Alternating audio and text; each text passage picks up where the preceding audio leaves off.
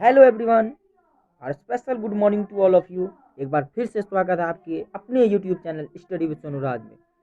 तो स्टूडेंट, आज हम लोग लेके आए हैं सेकंड पार्ट उसने कहा था ये ऑब्जेक्टिव को। तो चलिए आज हम लोग सीखते हैं कि उसने कहा था कहानी जो है किसने लिखा, इसके लेखक कौन है। आप लोगों को बताना है कि उसने कहा था कहानी के लेखक कौन है। तो मैं आपको बता दूं, चंद्रधर शर्मा गुलेरी हैं। कौन है? चंद्रधर शर्मा गुलेरी। आप लोगों को याद रखना है, चंद्रधर शर्मा गुलेरी। ठीक है, चलिए आगे चलते हैं।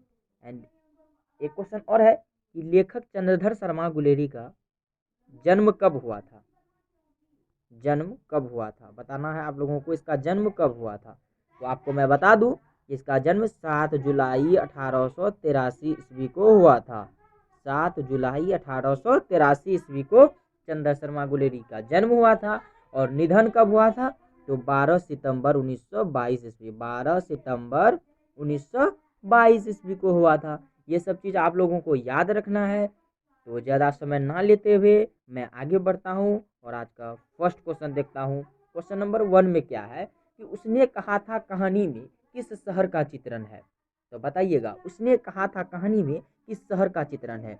तो आप लोगों को बता दूं मैं, इसका ऑप्शन नंबर ए राइट हो जाएगा, अमृतसर। उसने कहा था कहानी में अमृतसर शहर का चित्रण है। चलिए आगे चलते हैं। लहना सिंह के गांव का क्या नाम है? बहुत ही अच्छे क्वेश्चन। लहना सिंह के गांव का नाम क्या? यदि आप लोग कहानी को अच्छे तरह से रीड कर लिए होंगे तो मुझे आशा है कि आप लोग सारे के सारे आंसर सही बताते होंगे। यदि आप लोग ऑप्शन नंबर बी बता रहे हैं देन आप लोगों का आंसर सही है, मांझे। लहना सिंह के गांव का नाम क्या है? मांझे। चलिए नेक्स्ट क्वेश्चन चलते हैं। लहना सिंह किस पद पर था? आप लोग स्टोरी को अच्छे तरह से रीड किए हैं और आप लोग बताइएगा कि लहना सिंह किस पद पर था। सूबेदार के पद पर था, या लेफ्टिनेंट के पद पर था, जमादार के पद पर था, या मेजर के पद पर था? जल्दी बताइए, इसका राइट आंसर क्या हो जाएगा? तो इसका राइट आंसर हो जाएगा ऑप्शन नंबर सी, जमादार के पद पर। चलिए नेक्स्ट क्वेश्चन। लहना सिंह की मृत्यु किसकी गोद में हुई थी? जल्दी जल्दी बताइएगा। कीरत सिंह, वजीरा सिंह, अतर सिंह, महीप सिंह? मैं आप लोगों को इसका आंसर बताता हूँ। 4 का right answer option number B, Wazira Singh के गोद पे। चलिए आगे चलते हैं। पलूटन का विदूषक कौन था? बताइएगा आप लोग, पलूटन का विदूषक कौन था? आप लोगों को मालूम होना चाहिए कि पलूटन का विदूषक वजीरा सिंह था। चलिए आगे चलते हैं। नेक्स्ट है क्वेश्चन नंबर 6। सूबेदार हजारा सिंह के लड़के का नाम क्या था? बहुत ही अच्छे क्वेश्चन है। सूबेदार हजारा सिंह के लड़के का नाम क्या था? बोधा सिंह, महासिंह, कीरत सिंह, या जगधारी सिंह? तो यदि आप लोग ऑप्शन नंबर ए बता रहे होंगे बोधा सिंह, देन आप लोगों का आंसर सही है। चलिए आगे चलते हैं। भारतीय सिपाहियों का किसके साथ संघर्ष हुआ? इस कहानी में जो युद्ध का वर्णन किया गया है तो उसमें पूछ रहा है कि भारतीय सिपाहियों का जो संघर्ष हुआ है किसके साथ हुआ है। तो बताइए आप लोग किसके साथ हुआ है। तो 7 का राइट आंसर हो जाएगा ऑप्शन नंबर डी, जर्मनी के साथ। चलिए नेक्स्ट क्वेश्चन चलते हैं आगे। जर्मन लेफ्टन को किसने मार गिराया? बहुत ही अच्छे क्वेश्चन। जर्मन लेफ्टन को किसने मार गिराया?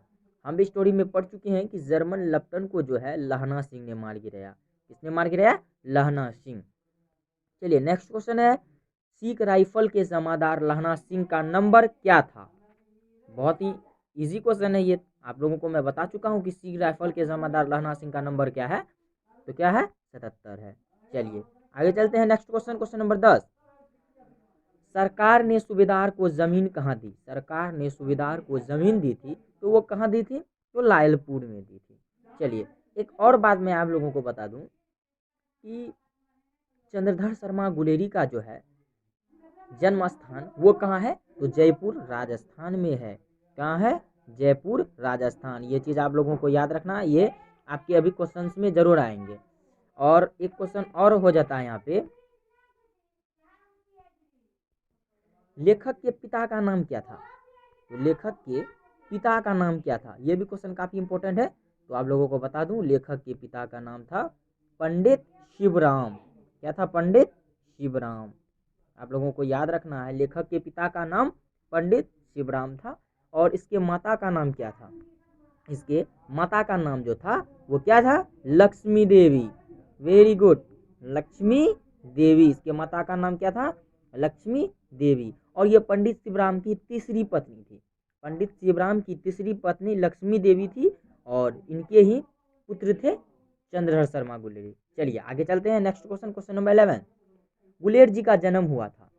तो आप लोगों को बताइएगा कि गुलेर जी का जन्म कहाँ हुआ था। अभी अभी आपको बताए थे ये क्वेश्चन, ये चीज़ आपके क्वेश्चन में जरूर आएंगे, तो आ चुके हैं, बताइएगा। अभी अभी आपको मैं बताया हूँ, जयपुर राजस्थान में। ठीक है, 11 का राइट आंसर बी। चलिए नेक्स्ट, चलिए क्वेश्चन नंबर 12, सुखमय जीवन किसकी रचना है। ये चीज़ तो आप लोगों को पता होगा कि सुखमय जीवन जो है किसकी रचना है। यदि आप लोग ऑप्शन नंबर ए दे रहे हैं चंद्र शर्मा गुलेरी की, तो आप लोगों का आंसर राइट है। चलिए नेक्स्ट क्वेश्चन की तरफ चलेंगे और देखें क्वेश्चन नंबर 13 में क्या है।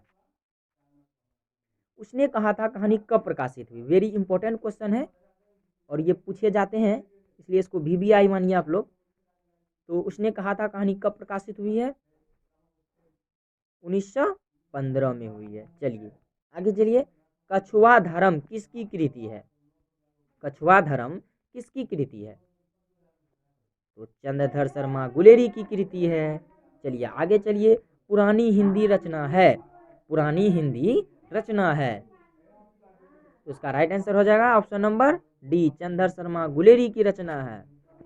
कौन सा निबंध गुलेर रचित नहीं है। क्वेश्चन को समझिए, कौन सा रचना गुलेर रचित नहीं है। यहाँ वो नहीं पूछ रहा चंद्र शर्मा गुलेरी की रचित कौन है, यहाँ पूछ रहा कौन सी कहानी रचित नहीं है। तो आप लोगों को मैं इसका राइट आंसर बता दूं, ऑप्शन नंबर बी, मजदूरी और प्रेम रचित नहीं है। बाकी यहाँ पे जितने भी हैं देवना प्रिय, ये गुलेर जी के द्वारा रचित है। पुरानी हिंदी, ये भी गुलेर जी के द्वारा रचित है।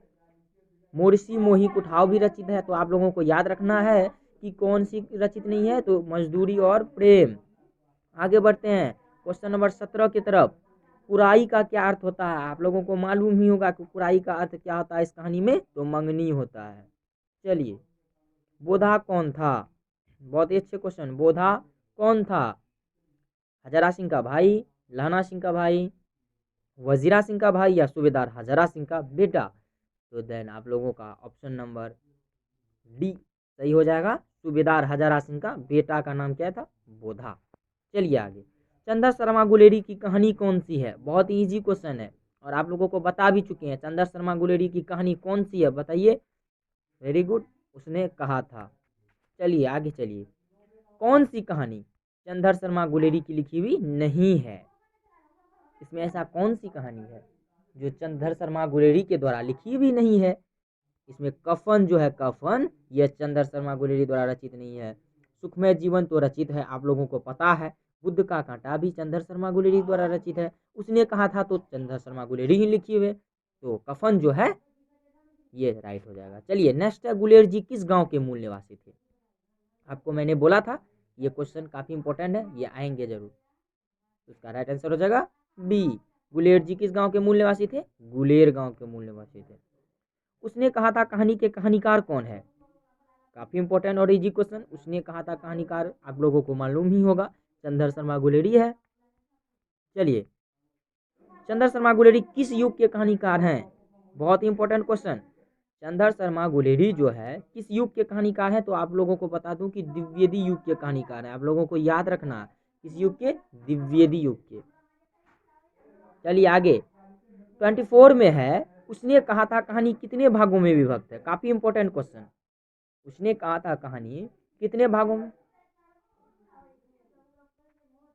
तो इसका राइट आंसर क्या हो जाएगा, डी, 5 भागों में। चलिए आगे, चंद्र शर्मा गुलेरी का जन्म कब हुआ था। स्टोरी में इसमें बताइएगा चंद्र शर्मा गुलेरी का जन्म कब हुआ था। ये हम आप लोगों को स्टार्ट में ही बता दिए थे, चंद्र शर्मा गुलेरी का जन्म कब हुआ था और मृत्यु कब हुआ था। आप लोगों को ये क्वेश्चन का आंसर देने में कठिनाई नहीं होनी चाहिए, तो ऑप्शन नंबर सी राइट हो जाएगा, 7 जुलाई 1883। आगे, लहना सिंह किस कहानी का पात्र है, तो लहना सिंह किस कहानी का पात्र है, उसने कहा था कहानी के पात्र हैं। उसने कहा था किस प्रकार की कहानी है, तो आपको बताना है उसने कहा था किस प्रकार की कहानी है। इसमें चरित्र प्रधान है, या कर्म की प्रधानता को बतलाई गई है, या धर्म की प्रधानता को बतलाई गई है, या भाव की प्रधानता को बतलाई गई है। ये चीज आप लोगों को बताना है। तो मैं आपको इसका राइट आंसर बता दूं, 27 का right answer option number B, कर्म की प्रधानता को बतलाई गई है। चलिए आगे, पुरानी हिंदी रचना किसकी है। पुरानी हिंदी जो है यह रचना किसकी है, तो चंद्र शर्मा गुरेरी जी के हैं। चलिए, कीरत सिंह कौन था? Very important question. Kirat Singh कौन था? तो कीरत सिंह कौन था? लहना सिंह का भतीजा था। चलिए नेक्स्ट क्वेश्चन चलते हैं। बचपन में लहना सिंह लड़की से बार बार कौन सा प्रश्न करता था? देखिए कितने अच्छे क्वेश्चन हैं। आप लोग कहानी भी पढ़े थे और आशा है कि ये कहानी का आंसर, ये क्वेश्चन का आंसर आप लोग सही दीजिएगा। तो बचपन में जो है लहना सिंह बार बार जो एक लड़की से मिलते थे एक ही जगह पे, तो एक ही प्रश्न किया करते थे, कौन? कि तेरी कुरमई हो गई। तो इसका राइट आंसर क्या हो जाएगा? सी, तेरी कुरमई हो गई। चलिए, लेफ्टिनेंट साहब सूबेदार को कितने आदमी खंदक में छोड़कर जाने को कहता है? तो यह भी क्वेश्चन काफी इंपॉर्टेंट है। इसका राइट आंसर हो जाएगा बी, 10। ठीक है, आगे चलिए। अमृतसर में लहना सिंह कौन थे? Very important question. अमृतसर में लहना सिंह के मामा थे। कौन थे? मामा। चलिए, लहना सिंह सूबेदार को वापस बुलाने के लिए किसे भेजता है? किसे भेजता है? आप लोगों को पता हुआ, वजीरा सिंह को भेजता है। ठीक है, चलिए आगे चलते हैं। सूबेदारनी ने अपने पति एवं पुत्र की रक्षा के लिए किसे कहा था?